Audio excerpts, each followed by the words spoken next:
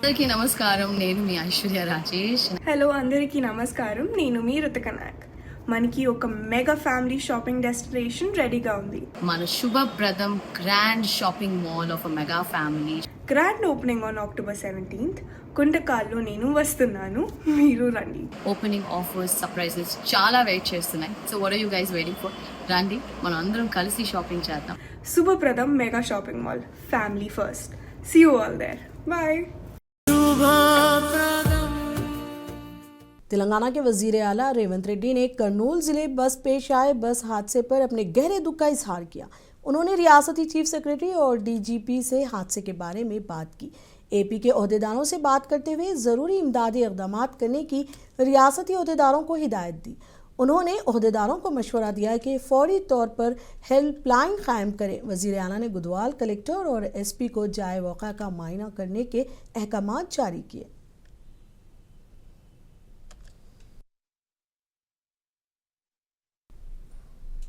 तेलंगाना के वजीर ट्रांसपोर्ट पूनम प्रभाकर ने करनूल ज़िले में सानेहा पर दुख का इजहार किया। उन्होंने कहा कि मुस्तकबिल में ऐसे हादसात की रोकथाम के लिए सख्त इक़दाम किए जाएंगे। डिपार्टमेंट और आंध्रा तीनों मिलके आने वाला दिन में ऐसा संगठन फिर न हो, ऐसा कानून बनाएंगे। और हम ट्रांसपोर्ट लोगों को भी हम रिक्वेस्ट करते हैं और आदेश भी देता है, कोई भी बस बाहर फिटनेस रूल के खिलाफ घूमे तो उसको सीज करेंगे। पहले जनता की जान से नहीं खेलना है, आपका जिम्मेदारी, आपका जीवन आधार है, मगर इसका मतलब है किसका जीवन का लूटने का। तो जो भी प्रिकॉशन लेना है। ये बहुत बड़ी दुर्घटना की संगठन है, एक्सीडेंट है, कोई गाड़ी बस के नीचे घुस गए तो उसमें हो गए थे, उसमें कम से कम 20 लोग की मृत्यु हुआ। अभी जानकारी हो रहे 21 लोग पैसेंजर और 3 बस का स्टाफ बचे हुए हैं। उनका जो भी हॉस्पिटल ट्रीटमेंट जो भी है तेलंगाना सरकार की तरफ से भी मिनट टू मिनट परस्यू हो रहे हैं। मैं खुद आंध्रा मिनिस्टर और वहां की कलेक्टर और आंध्र प्रदेश के करनूल जिले में हुए बस हादसे के बाद फॉरेंसिक टीम मौके पर पहुंच गई और शवाहिद इकट्ठे करने का अमल जारी है। पुलिस ने वाक़े की तहकीकात शुरू कर दी है ताकि आग लगने की असल वजह मालूम की जा सके।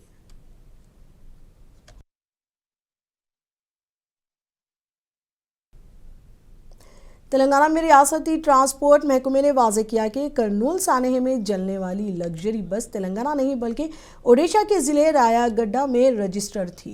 महकमे के मुताबिक इस बस पर ओवर स्पीडिंग के 23,000 रुपये के ई चालान तेलंगाना में दर्ज थे। फिटनेस और परमिट से मुतालिक तमाम इख्तियारात और ओडिशा ट्रांसपोर्ट हुक्काम के दायरा इख्तियार में आए थे। तेलंगाना के ओहदेदारान ने कहा कि वो तहकीकात और इमदादी सरगर्मियों में मुकम्मल ताउन फराहम करेंगे।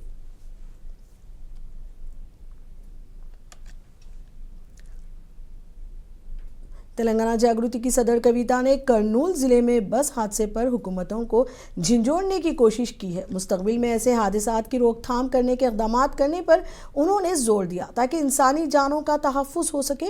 उन्होंने स्लीपर कोच बसों के हवाले से ट्रांसपोर्टेशन पॉलिसियों का जायज़ा लेने की ज़रूरत पर जोर दिया। Unfortunately, there has been an accident reported at Kurnool in Andhra Pradesh where 21 dead bodies have been so far recovered. This accident is involving a sleeper coach bus. It's a private transport bus traveling from Hyderabad to Bangalore. Unfortunately, we've seen a surge in these accidents. There has been one such accident in Delhi, one in Bangalore. Now we're seeing it in Kurnool. I hope that union government reviews the policy of this transport, where the sleeper coaches buses probably should be recalled. China, a country like China, has completely banned the sleeper coach buses.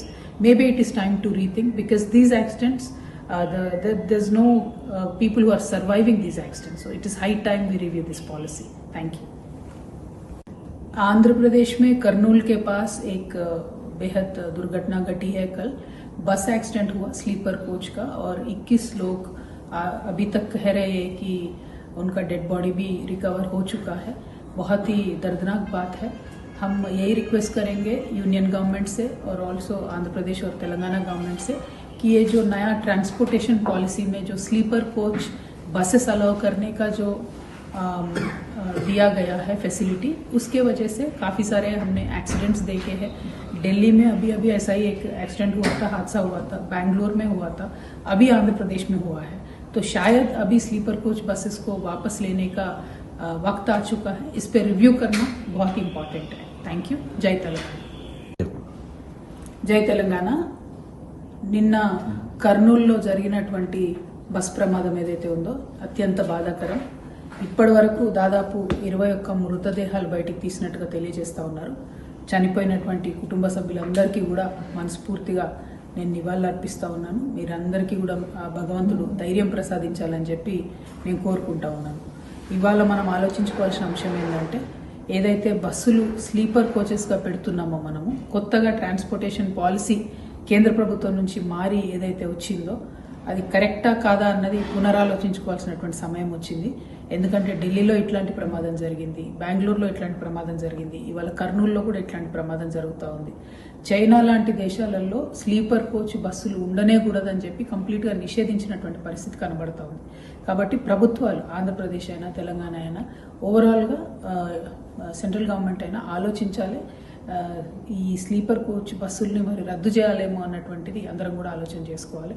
End of the day ప్రమాదం జరిగింది, అక్కడికి క్విక్గా respond అయ్యి ఆంధ్రప్రదేశ్ ప్రభుత్వం క్షతగాత్రులందరినీ కూడా మంచి వైద్యం.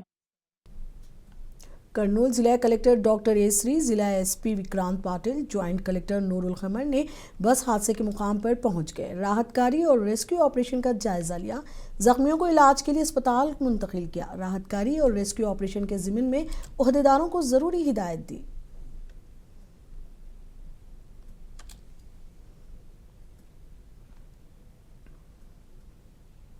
Andhra Pradesh CPM के लीडर गौस ने करनूल जिले में पेश आए बस हादसे पर अपने गहरे दुख का इजहार किया। उन्होंने इस हादसे में हलाक अफराद के खानदानों को 50 लाख और जख्मियों को 25 लाख रुपए देने का मुतालबा किया और मुस्तकबिल में ऐसे वाकयात की रोकथाम के लिए ठोस इक़दाम करने पर जोर दिया ताकि इंसानों जानों की हिफाजत हो सके। आज सुबह 5 बजे करनूल डिस्ट्रिक्ट चिन्नटेकुर के पास कावेरी बस का नाम के बस फायर एक्सीडेंट में तकरीबन 20 लोग इंतकाल हुए हैं। पूरी बस आग में जल गई है। हर टाइम प्राइवेट ट्रैवल्स में आवाम की ज़िंदगी बर्बाद हो रही है, क्योंकि जो भी प्राइवेट ट्रैवल्स है वो जो भी एक्सीडेंट चलता हुआ एक्सीडेंट में फायर एक्सीडेंट चले हो उसकी जिम्मेदारी प्राइवेट ट्रैवल्स लेना, क्योंकि इससे पहले तेलंगाना में ऐसा चला है, अब आंध्र प्रदेश में चिन्नटेकुर के पास चला है। ये बहुत अफसोस की बात है। हमें हुकूमत से डिमांड करते हैं कि जो भी प्राइवेट ट्रैवल्स है वो प्राइवेट ट्रैवल्स को सही तरीके से चेकअप करना, डायरेक्शन देना, परमिशन कैसा है करने का सोचना, उसके बाद ऐसा फायर एक्सीडेंट चले हो कैसे उसे रिकॉर्ड करने के लिए उसमें मेजर सही नहीं करने का सोचने की जरूरत भी हुकूमत की है। जब भी परमिशन देना, ऐसा इंसिडेंट आने वाले दिनों में चलने का हुकूमत जिम्मेदार लेना। उसके साथ साथ जो भी इंतकाल में हैं ये फायर एक्सीडेंट में उन सबको एक फैमिली को 50 लाख रुपए उनको देने की जरूरत है। और जो भी आज जल के हॉस्पिटल में पूरा इलाज ले रहे हैं उनको 25 लाख रुपए देना बोल के सीपीएम पार्टी से डिमांड करते हैं। उसके साथ ही साथ जो भी इंतकाल हुए उन्हें कड़पा की मशहूर दरगाह की इंतजामिया पर अदालती हुक्काम की खिलाफ वर्जी का इल्ज़ाम है। इतलात के मुताबिक रियासती हाई कोर्ट और वक्फ बोर्ड के सीईओ की जानिब से जारी करदा अहकामात को दरगाह मैनेजमेंट ने नज़रअंदाज कर दिया है। ज़राए के मुताबिक डीआरओ ने सीईओ को दरगाह से मुतालिक टेंडर्स जारी करने के लिए मेमो भेजा था, ताहम दरगाह इंतजामिया ने अपनी बाअसर हैसियत का इस्तेमाल करते हुए टेंडर्स रोक दिए। हाईकोर्ट के हुक्म के बावजूद जिला अक़लीती बहबूद ओहदेदारान और वक्फ इंस्पेक्टर कार्रवाई में पेशरफ्त नहीं कर रहे।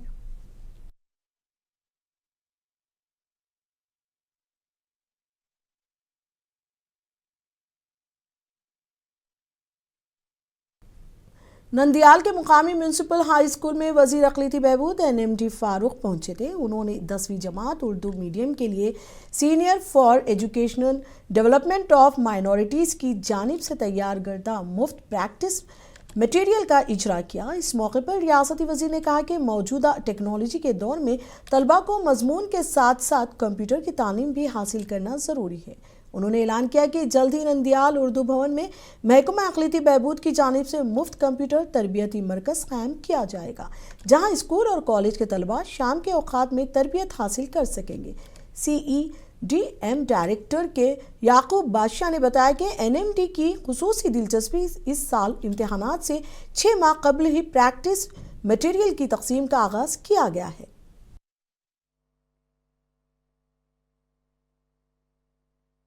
జీవనం కలిసిపోవాలంటే తెలుగు ముఖ్యమైనది. దాంతోపాటు ఉర్దూ చదువుకునే ఉర్దూ ఉండాలి, దాన్ని విస్మరించకూడదు. కానీ దాన్ని కూడా ఉర్దూ కూడా మీరు బతికించాల్సిన అవసరం. ఇప్పుడు నేను తెలుగులో మాట్లాడుతూ ఉన్నాను, ఉర్దూలో కూడా మాట్లాడతాను.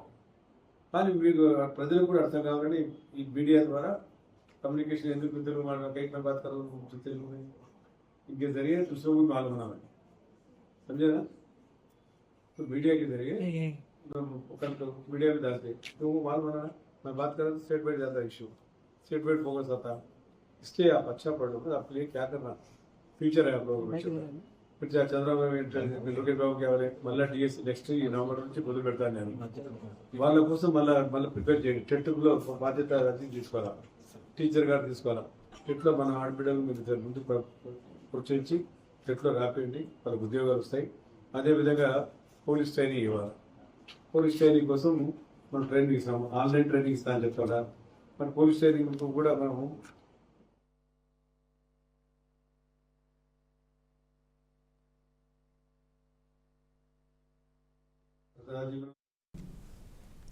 आंध्र प्रदेश के वजीर अक़लियती उमूर NMT फारूक ने नंदियाल म्यूनसिपल हाई स्कूल का अचानक दौरा किया। इस मौके पर उन्होंने दोपहर के खाने का मुआयना रियासती वजीर ने ओहदेदारों से खाने के इंतजामात के बारे में दरियाफ्त किया। उन्होंने तलबा के साथ खाना भी खाया और खाने के मेयार और जायके का मुआयना किया। इस मौके पर उन्होंने कहा कि तेलुगु देशम पार्टी इख्तिदार में आने के बाद रियासत भर में दोपहर के खाने की स्कीम पर सख्ती से अमल किया जा रहा है और तलबा को मेयारी खाना फराहम किया जा रहा है।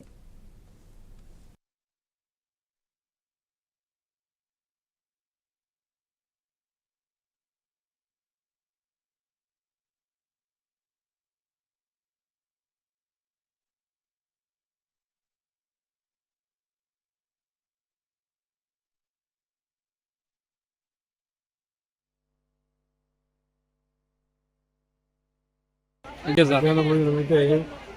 మంచి ప్రిపేర్స్ అంటే మంచి బాగా రుచికరంగా కనబడతా ఉంది. కొన్న బియ్యము పలావ్ చేశారు, ఏదో కర్రీ చేశారు. చాలా బ్రహ్మాండంగా చూస్తే 100 తినానికి ఇస్తుంది. కానీ మేము 15 మంది ఉన్నాం.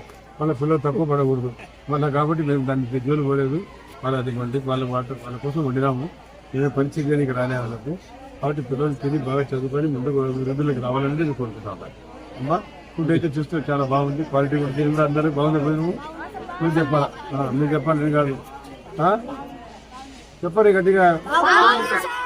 భోజనం బాగుంది చెప్తున్నారు, క్వాలిటీ ఇంతకుముందు బాగాలేదు కదా, బాగున్నాయి. ఇంతకుముందు 2 ఏళ్ళ కింద అప్పుడు లేదు, సన్నమే ఇప్పుడు ఇస్తున్నా చాలా వచ్చిన తర్వాత.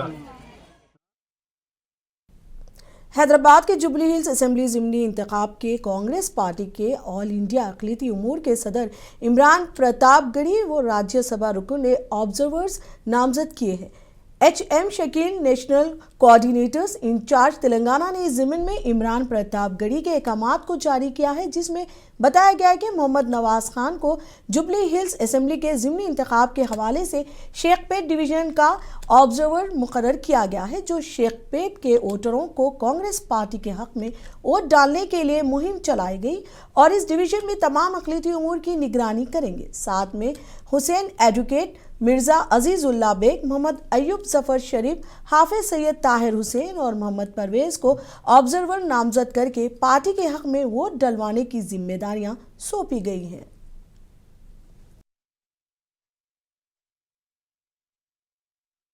आपको रखिए बाखबर, देखिए मुनसिफ टीवी, लाइक कीजिए, शेयर कीजिए और सब्सक्राइब कीजिए। स्क्रीन पर दिया गया बेल बटन जरूर दबाइए।